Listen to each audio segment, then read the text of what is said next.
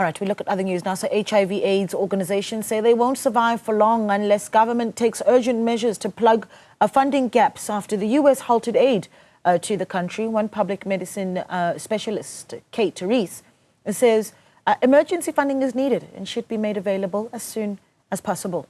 Lumka Bekindawo has more.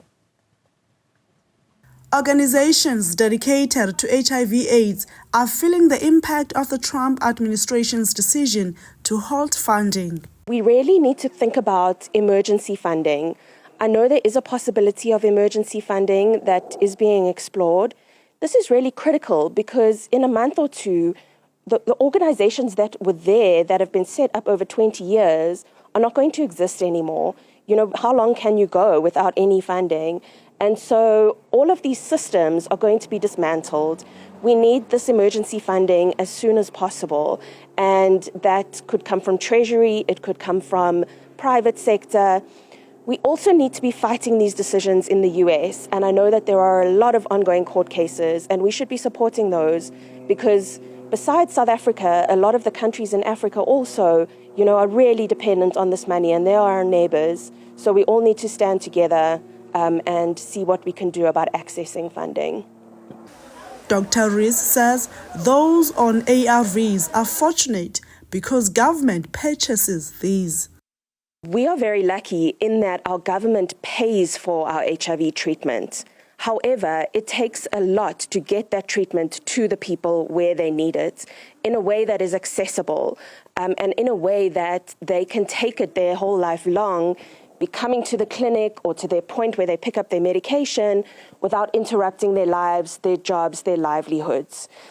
And so that's where these other organizations have come in, and we've been doing a lot of amazing work around innovative ways to help people take their medication. One organization that deals with HIV/AIDS in Tembisa says more support is needed at this time. People are not killed by the virus, but they are killed by what is in their minds. So they need psychosocial support so that they can know who they are, they can accept who they are. So by cutting all these grants, now we are going back to where we started with HIV.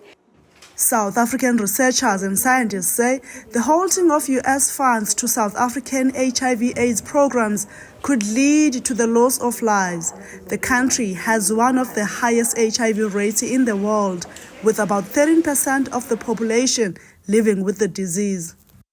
We stand to lose all the investment over the last 25 years if we do not work hard to fill the gaps that this funding freeze is causing.